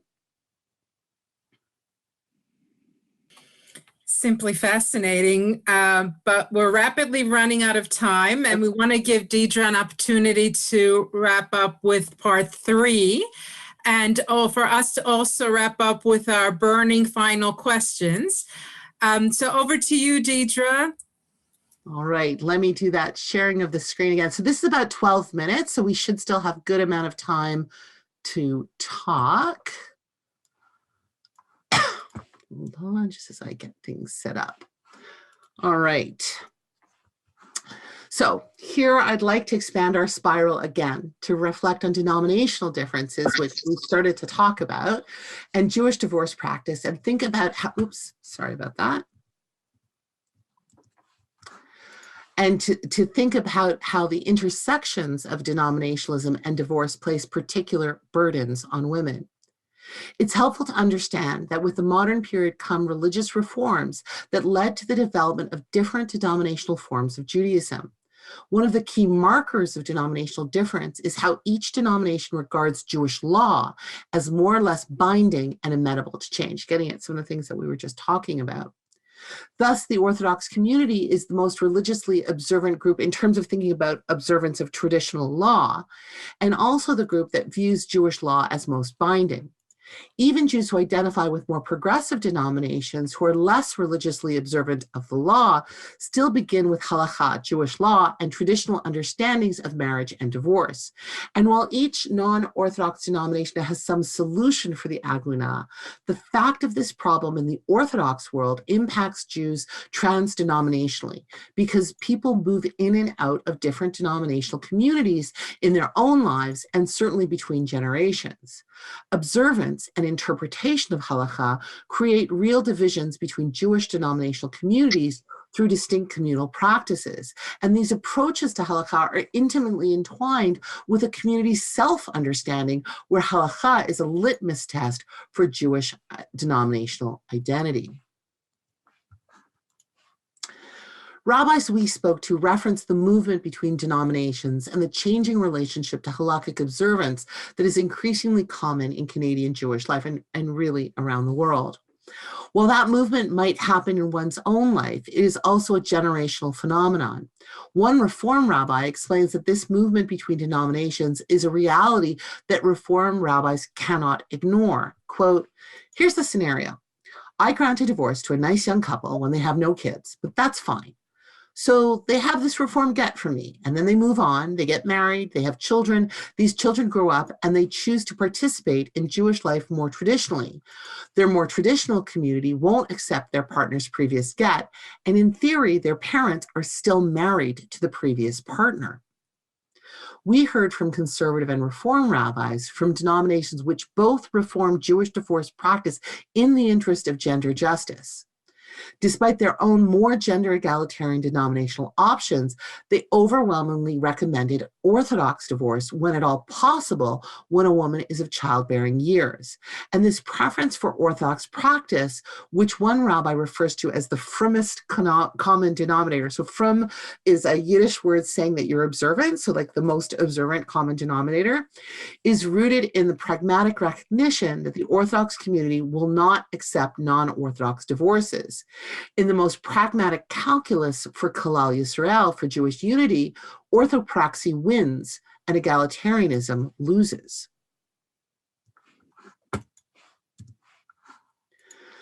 The gendered asymmetry of Jewish divorce shapes rabbinic and lay choices around particular divorce practice, subverting denominational preferences. And nowhere is this more evident than in the stories that non-Orthodox rabbis tell about how they counsel their own congregants. Here it's worth noting that how the Canadian context can be distinct. Canada is the fourth largest Jewish community in the world with 392,000 Jews. Almost half of all Canadian Jews live in one city, Toronto. The Reform population in Toronto is robust, with 8 Reform synagogues in the Greater Toronto area. We don't see that in any other place in Canada. Notably, Toronto boasts an active Reform Beit Din that handles both conversions and divorce. And we spoke to the Mesideret Gittin of the Reform Beit Din, the rabbi who is responsible for organizing divorce for this Reform Beit Din, who also serves as the executive director of the citywide interdenominational Toronto Board of Rabbis. When asked about how one advises someone as how they should proceed with divorce, she replied, quote, as the Mesideret Gittin within the Reform community, one of my first questions to the woman is always, are you of childbearing age? And to both parties, I explain, and especially to the woman, because that's where the whole issue of mamzerut is. So that's the plural of mamzer, that illegitimate status. I tell her how important this is within the greater Jewish community. She needs to consider what are the chances of someone looking at a child with a new partner and asking about their status when that child is going to get married. Things like that do happen. And at the Board of Rabbis, I have people telling me, I have to prove I'm Jewish. I was born Jewish. My parents are Jewish. My grandparents were Jewish. But everything was lost in the Soviet Union, or everything was lost in the Holocaust. How do I go about proving I'm Jewish? So I'm very aware that in my role facilitating Gittin, plural of get, for the Reformed community, I try to point out the seriousness of the matter. But ultimately, the choice is theirs. And if they want me to do the get with a Reformed get, I will do the get. I just want to make sure that they have all the information so that they can make the decision. And I certainly have women of childbearing age going to other avenues to have a get. And I have some who say, no, I want a Reformed get. This is my home, and this is who I am, and that's how it's going to be. The anxieties that reverberate through this description are chilling. We hear a self-reinscription of a community's alterity. It speaks to a community where one's commitment to progressive denominational values are necessarily at odds with larger communal concerns about Jewish status with the context of Kalal Yisrael. One conservative woman confirmed her own experience of otherness in this context and expressed her own pessimism about Jewish unity and the prospect for Kalal Yisrael. Quote, I don't think it can change. When it comes to Judaism, the recognition of marriage, divorce, conversion, all of that, I always go by, what if my child or grandchild wants to make aliyah? They want to emigrate to Israel. And seeing that, do I think that conversion needs to be Orthodox? No, not necessarily. But what if I married somebody and had a child with them, which is never going to happen? But if I married to somebody that wasn't Jewish and wanted them to convert and have a child with them, my primary concern would be if that child wants to make aliyah. I don't ever want them to be stopped from doing that. So the same thing with divorce. I just want to know that my Jewish divorce is going to be recognized by not only conservative Judaism, but I'm not going to walk somewhere one day where some Orthodox rabbi is going to point a finger at me and say, you're not divorced. So I can answer any questions about Israeli law and all of this, but just to keep going. As feminist scholars, as members of the Canadian Jewish community, we're conscious of how the politics of personal status play out publicly in the news, in sermons, and in hush gossip about cases where conversions have been invalidated and women and their children have reconverted to meet shifting halakhic standards. We hear how the anxiety about religious status that is so central to debates about conversion is explicitly invoked in the call for increased stringency in divorce practice. The intensification of anxieties around personal status were aroused by decisions by the Israeli rabbinate that dramatically broadened and deepened debates around correct practice since the 2000s. And in this climate, we hear growing concern that conversions and divorces may not be accepted as standards for stringency seem to rise and become increasingly hegemonic. Rabbis are proactively constraining their own denominational practices to meet these standards. For example, one conservative rabbi explains his own choice to not use his own junior female rabbi from his own synagogue in divorces because her presence would invalidate the get to anyone who's Orthodox. He explains his practice. Quote, this is why I'm sensitive to try to make a get that will be as accepted by as many people as possible, because I know there may be people to my right who may accept what I do with divorce if I continue to do it in a particular way. Asserting that his egalitarian values are not in conflict with halakha, he then explained his habit of using a female scribe, a soferet, for writing the get, which is halakhically unassailable, as his way of rebalancing the gender inequity of the process. I'm sure we'll have something to say about that. These stories highlight how the trope of Kalal Yisrael, concerns for Jewish peoplehood, is entangled with questions of personal status and stringency. But these stories are also exposing the denominational fault lines that underlie these questions. Our theoretical lens, Troubling Orthopraxy, conceptualizes the way in which correct practice, conflated with stringency and authenticity, becomes the logic that frames the relationship between gendered persons, tradition, community, and religious law. We think about troubling orthopraxy in two dimensions, as a verb and as an adjective. First, as a verb, we're gesturing theoretically towards the project of troubling assumed categories. Our interviews demonstrate how orthopraxy functions as an organizing principle that is replicated and disseminated by both the Orthodox and the non-Orthodox world. And here, orthopraxy is manifest as the Orthodox gaze, where the Orthodox understanding of correct interpretation and practice in halakha is an authentic marker of Judaism, Jewish life, and practice. And while the Orthodox gaze sees such practice as universal, the non-Orthodox world is compelled to also see questions of law, identity, and status in light of that gaze as it defines itself against and in terms of tradition. Orthopraxy functions in the elaboration of symbolic boundaries through a conflation of correct practice and stringency. And here we're interrupting narratives about the authority of tradition as unchanging. When Orthodox B'tei Din no longer avail themselves of avenues for facilitating a divorce that were previously acceptable, this is a new stringency that is understood as correct practice. Increased stringency overflows the always shifting boundaries of orthodoxy. It filters through modern Orthodox practice and ultimately reverberates through the non-Orthodox world as well. Second, we use troubling as an adjective to reflect on how we are troubled as feminist scholars by the ways in which increased stringency, asserted as orthopraxy, shapes divorce practice and negatively impacts, it harms women and children. This research illuminates how this anxiety is driven by desire for Kalal Yisrael, while orthopraxy, often conflated with stringency, does violence to such impulses. For all the rabbis we spoke to, the unity of the Jewish people and their ability to marry each other is at risk. A Reconstructionist rabbi, the most progressive of all of the denominations, rabbi first responded with the rhetorical challenge, let them go, let them be a separate ship, but continued to frame the problem in ethical terms. Quote, if there's no wake up, if there's no epiphany to make a real change, at least for the diaspora world, people will continue to go with their feet. This warning of halakhic, non-halakhic fault lines in the Jewish world, echoed in different ways by rabbis from all denominations, risks the greatest threat of all, a broad collapse of Kalal Yisrael. And I have to think that this is something that Buber would be thinking about with his concern for the Jewish people and their future. In conclusion, shortly before the First World War, Buber spoke to young Jewish audiences through Central Europe.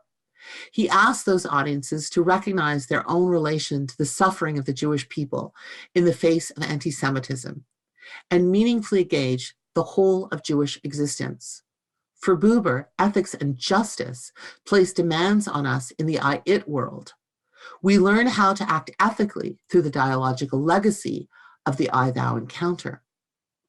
This seminar asks us to think critically about Buber's thought, and today, on International Women's Day, to do so through feminist frameworks. My goal has been to share with you a constructive and perhaps disruptive feminist reading of Buber, imaginatively reading Buber with and against these ethnographic stories of Jewish divorce. I hear in Buber a powerful voice for gender justice, even as I recognize the limits of his engagement with feminist questions and concerns. I hope the stories I've told today and the voices we've heard together prompt a rich conversation around Buber's thought from feminist perspectives.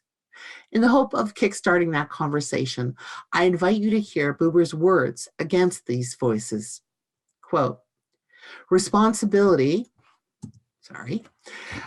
presupposes one who addresses me primarily, that is, from a realm of independent of myself, and to whom I am answerable.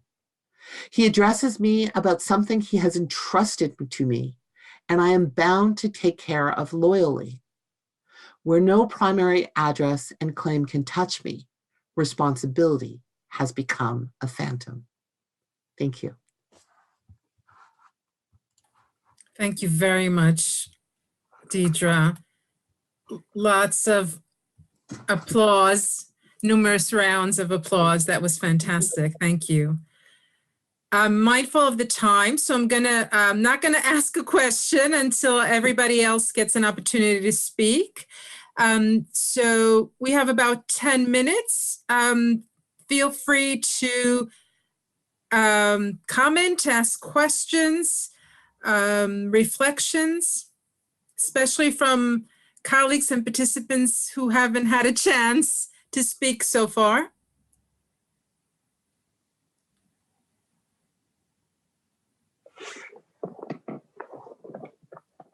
Feel free to unmute if you'd like to speak.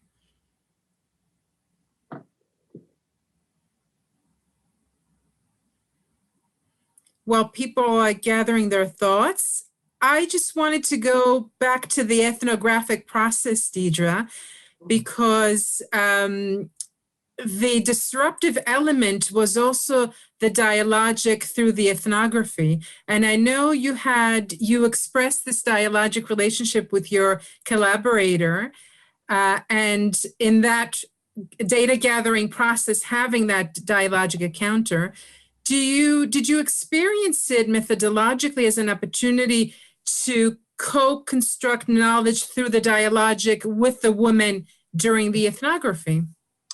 Very much so. And I appreciate you raising this because, as you know, I'm sure, is that ethnography as a feminist practice is not a given, and that there are real questions about kind of the power relations between the ethnographer and their respondents, and how to negotiate that, and how do you share knowledge and everything else. So, I mean, part of this is, you know, we're not journalists trying to catch people at lies. So part of our process, and I'm sorry, at the back end, is that whenever we're representing their words, we go back to them and we tell them that at any point they can rephrase, reframe. If they don't want it to be included, we won't. So that's a big part of it. And with an awareness that people participate in this project because they recognize that get abuse is abuse, and that it is a scandal for the Jewish community. It is violence against women, and it needs to be stopped. And there's a recognition that people talking, people understanding what actually really happens is helpful. What I will say is that my conversations with our respondents, and this includes men as well as women, because we've interviewed many rabbis and laymen as well. I'm not sure it rises to the level of I am now, but it certainly feels ethical and dialogical, and I feel transformed by the experience. And I think I've seen that in others as well. That I came into this project interested in making this not only about the Orthodox community. I'm a Reformed Jew, and when I was a grad student and I heard about all of this, I went to my own rabbi and I said, this is what I learned about. What does Reformed Judaism have to say about this? And he said, well, we think this is all inegalitarian and unethical and unjust anyway. We don't believe in mamzers. We don't believe you can have an aguna, and we don't really do Jewish divorce. Now, to be fair, he wouldn't answer this way now. This is many years ago. But I was deeply unsatisfied with that. And I, as a Reformed Jew, I feel that this is a matter of Kalal Yisrael. Like, I take seriously when people say our kids can't marry each other. I think that actually matters. So methodologically, as I'm thinking about this, I'm thinking like we're insiders, we're outsiders. Sometimes I'm speaking to someone who has an experience of Judaism that's very different from my own, has different commitments, has different relationships to feminism and feminist questions, which is often the hardest actually for me. But yes, I do feel it's transformative. I think that they've shaped research in important ways. I didn't know that the Beit Din would be so important to our research. It has become so. I didn't realize that divorce practice was really as contingent as it is, in the sense that women are experiencing divorces in ways that rabbis say don't happen. And that having women and lay people participate in this, whether they've had positive or negative experience of divorce, is really giving us a kind of a more broad understanding. And that allows us to go back and try and make change, because the rabbis will tell you there are no agunot in Israel. They'll say that. Of course, it's not true. But when you listen to women, when you listen to the people experiencing it, then you can push back against that. And that has also allowed for the opportunities for engagement with civil processes as well. So I kind of went all over there with that. I think your point links with Emily's question in the chat. She also underscores, thank you, Deidre, wonderful conference. How can the diversity of thought be a disruptive element of Jewish unity? So there's the politics. Judaism.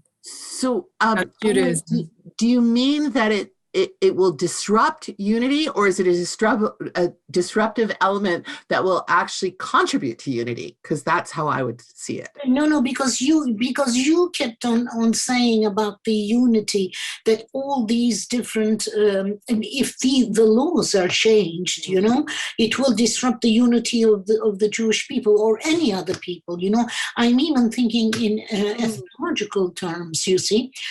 Okay, but I mean, how can the diversity of thought, you know, I mean, thinking is, I don't know, but one of our rights, you know, I mean, how can this disrupt unity? So I think the problem here is actually the divide between halakha and non-halakha. Yeah. And that it gets really easy if you can play with halakha. Can you play with it? You can't. So as a Reform Jew, I think you can. Conservative Jews do. Even modern Orthodox Jews, they wouldn't call it play by any means, but there are spaces for halakhic innovation. And so Orthodox feminist Blue Greenberg said years ago, where there's a halakhic will, there's a halakhic way. And Tamara Ross, an Orthodox feminist, says, whoa, not so fast. And lots of Orthodox voices have said not so fast, because there's this anxiety about it not emerging organically through the halakhic process. But can it be secularized? Can it be secularized? Well, it has, because of these civil laws that have passed in really interesting ways, right? So, and that has led to some weird halakhic practice too. So, for example, New York has a get law, and they were telling people to only get married in New Jersey for the longest time so they wouldn't trigger the New York get law. But there are multiple kind of inroads to all of this. What I would say is that in terms of Kalal Yisrael, I think the worst thing that I could do as a Jewish feminist is to disregard the weight of tradition, the meaning of halakha for this entire community. It is integral to their self-understanding of themselves as Jews and of their community. And like, that's my I thou moment with Orthodoxy, right? That, not that it's truly I thou by that standard, but in the sense of that, I mean, I can't just speak to them in an I-it relation and see what they're saying and just say, well, you know, that's all patriarchal and frankly misogynistic. And if you would just kind of claim the title of rabbi for yourself, you're learned women, go, right? That's also not authentic. So I think it's a conversation, it's multiple inroads, and I think it is diversity, because when the Orthodox world hears non-Orthodox voices, it does make change. You can't look at the change even in the Haredi community and not see the impact of feminism. It's there. So maybe I'm horribly optimistic. I don't know. It's great to end on optimism. Can I say one more thing, or? Absolutely, yes. Go ahead, Johan. I think that was very, very helpful for me to see the dialogical loyalty to the other, even if it is sort of within the Jewish community, and that you stressed that was important for yourself, but also for Buber, right, in his relation to Orthodoxy, or maybe also to Hasidism, because of course, if he's associated with anything, it is with that, and that is perhaps the least open to a kind of feminist modernization. So I want to just say two things. I realize that I hadn't even understood Emily's remark about men's impotence, which of course says a lot. But now I understand that the idea is there that these men are afraid they can't satisfy their women sexually, and so they say, no, you don't get to save. This is over. I get to save. This is over. And I think that was it's a very, very perceptive remark. I just wanted to highlight that it didn't disappear in the discussion. But my very concrete question is the I-Thou relation. So back to Buber, the I-Thou relation. You could say, we talked about this in other occasions, is a kind of universalist relation, because this I-Thou, it's something between you and me, and it is presumably the same everywhere. It is not determined by culture or by ethnicity or by religion or whatever it is. It seems to sort of escape all sorts of identity markers. And if you look at the beginning of I and Thou, this first paragraph, where Buber introduces the distinction between I, it, and I, thou, he says instead of it, you could also say he or she, right? So, and you never say it, you never say I with your whole being if you are in an I-it relationship, right? So if I say I am a man, or I am a woman, or I identify as non-binary, or whatever it is, who is this I that is speaking? Is it the whole I, or is it the fragmented I? And does that where do you stand with regards to that question? Because if you were to take it completely literally the way Buber says it, then you would say that gender belongs to the it world and not to the world of encounter. I mean, this has to do with my own feminist philosophical commitments to embodiment, is that I think that we encounter the world through our bodies, and I think that anything else is a masculine fantasy. And so when I read Buber, and I remember reading it as a grad student for the first time, I was like, yay, there's at least a she here. And I saw kind of glimpses of opportunities when he talks about body language and the dialogical as also being non-linguistic, non-verbal.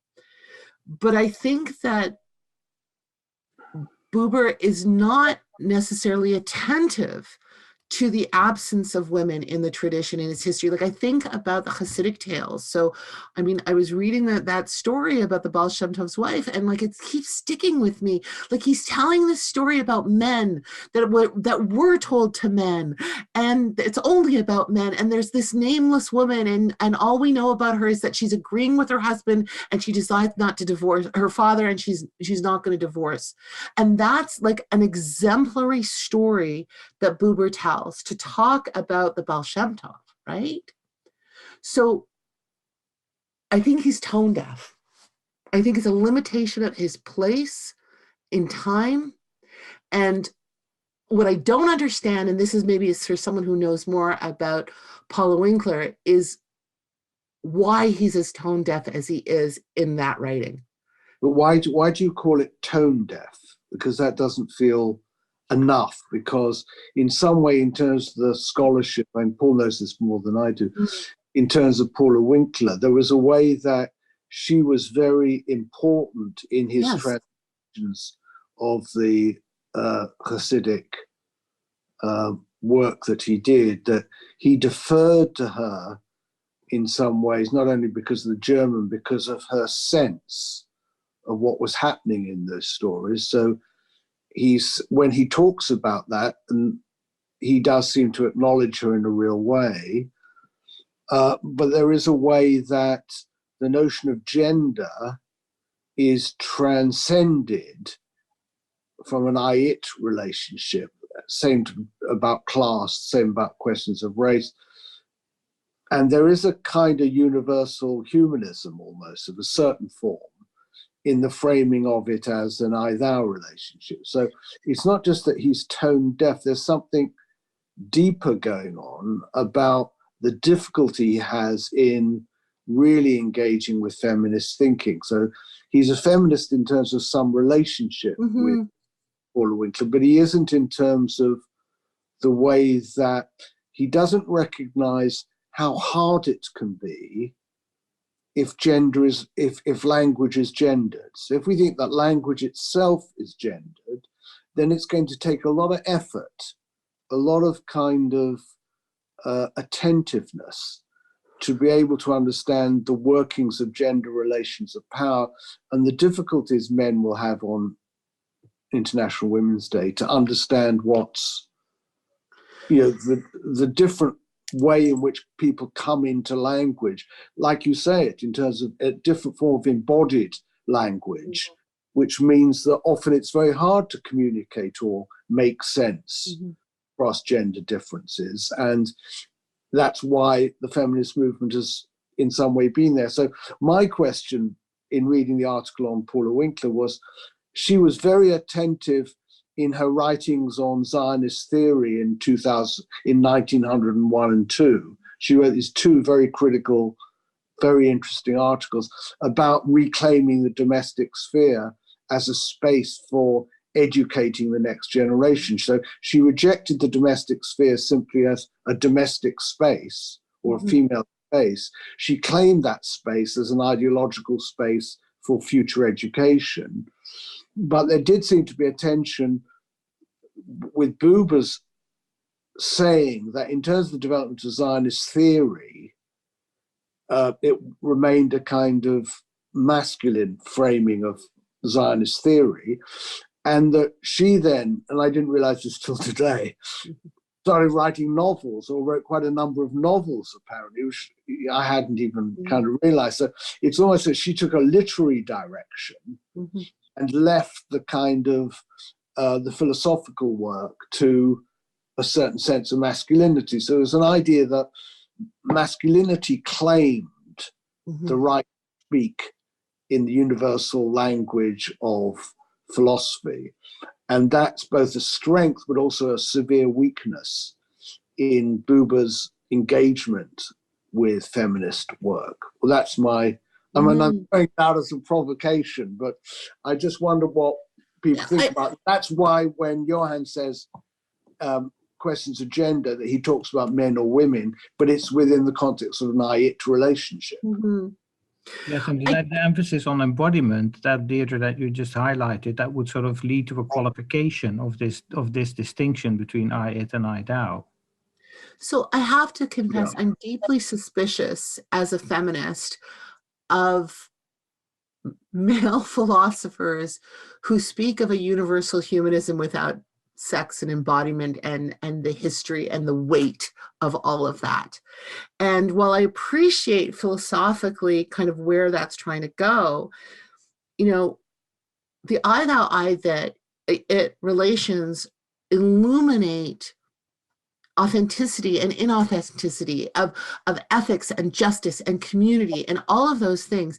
And those things don't make sense without thinking about our experience as embodied, gendered humans. So in the earlier work you did, Deirdre, before this, where you worked on feminist philosophy and Buber, what was your, I just don't know it, what was your sense of embodiment as part of an acknowledgement of embodiment within the Buber work of embodiment and sexuality, or do they remain marginalized somehow, that you have to transcend bodies and transcend? I can't quite believe that, because it's always seemed to be a strength of Jewish tradition, Hebraic tradition, that it's an embodied tradition that acknowledges sexuality as part of being human. It doesn't see sexuality in the way that dominant Christian traditions do, as a threat to one's status. I think we have to take seriously the experience of androcentrism, of, male thinkers thinking through this from male perspectives. And that as much as the Jewish tradition is body positive, sex positive, all of this, so much of the narrative is androcentric in the way that it's driven. And when we're thinking about Buber's thought, I do think that it's all entangled in that. And what I would add to that is that when I read the I thou in its most provocative, radical form, it is about presence. It's not about language. You know, I speak French and a little bit of Hebrew. Like, it's not that it's gendered language. It's that I'm present to the other person. And how can I be present to you and you be present to me without this deep fact of my having lived my life as a woman and you having lived your life as a man? And this is true of race too, right? If I encounter someone of color, like, how could I encounter them without that deep fact of that racialized experience? Of trans people, of that deep fact of the way that they've encountered the world through that. So I think that perhaps Buber wasn't thinking necessarily in those terms, but that's where I want to take him, because I think that's very powerful and insightful. It might be that these are different generational insights of a certain kind, but you just wonder how the relationship with Paula Winkler developed over time, because he was always very close and very also, I mean, I don't know what it meant in terms of her development as a feminist thinker. I also just want to caution, I'm not an expert on Paula Winkler, but the little that I've read, her introduction of Jewish mysticism and Hasidism was through her understanding of Eastern Oriental mysticism, if I understand it correctly.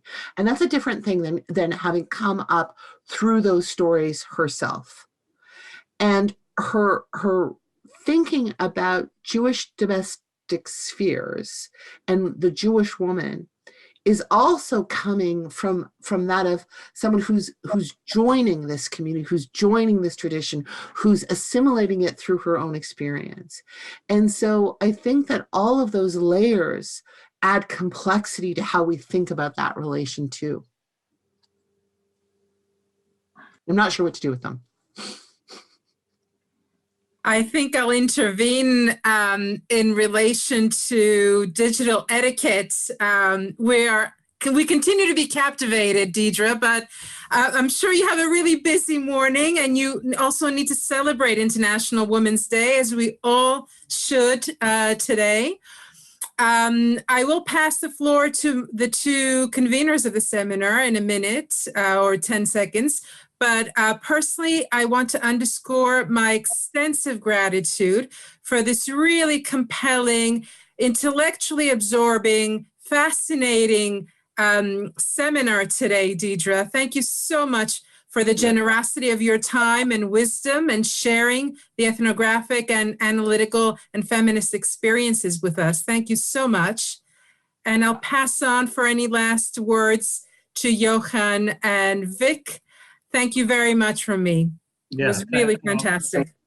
Thanks, Anastasia, and thanks, Deidre, for a wonderfully exciting session that has really made us think about aspects of Buber that we hadn't thought about before in this way, and it's given us a really great insight into this aspect of Jewish life. So there's a lot, I think everybody will have a lot to take away and think about, and I'm sure we will come back to some of these topics later on. I very much like the fact, Deidre, that you used in your final sentence the word radical. For myself, I've been having the feeling that over the last few weeks we have sort of been forgetting a little bit about the radical Buber, and that in this I Thou moment there is a really radical thought. And how that relates to embodiment is, of course, a really big question and a very exciting perspective that you have opened up for us. So thank you very much for being with us. I think I can say that for everyone. And thank you, Anastasia, for organizing it and for moderating the session in such a wonderful way. I'll just say one more thing, maybe then, Vic, if you want to say a final word as well. We have one session left, and that's in 2 weeks' time, and that will be moderated or chaired by Artemis and by Michael Benedict, who is not here now. And then we will turn our attention to the question of art and aesthetics in Buber. So we're looking forward very much to that, Artemis, and see what you have in store for us, because that is also it's also, I think, an aspect of Buber's thought that has a lot to do with embodiment and concretization. So looking forward to that very much. Vic, would you like to say something before we close? I still got this question in my head about how to think about this gender thing.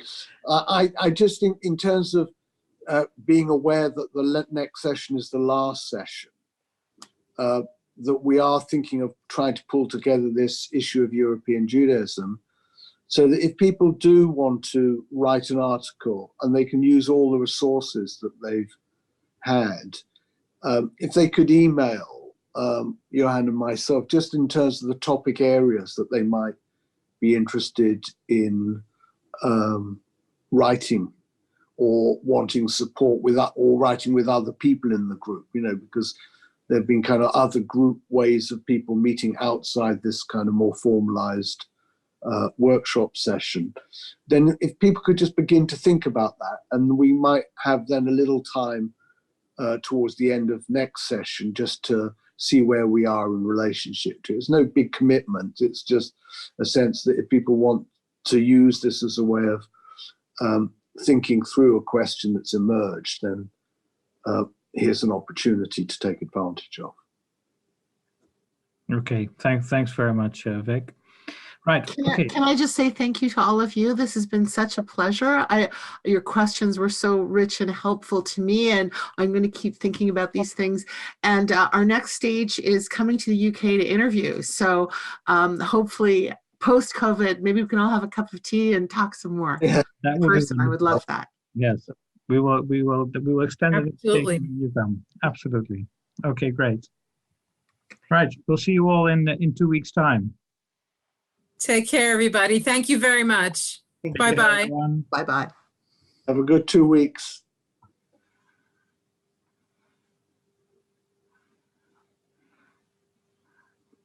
Yeah. Right.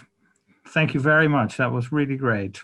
It was such a pleasure. Thank you so much. That was just a wonderful experience for me too. So thank you. Good. I'm glad. Yeah. Stay in touch, and do think of putting some of this get material into when you get into writing it up. There are also Jewish ethnographers in London. Mm-hmm.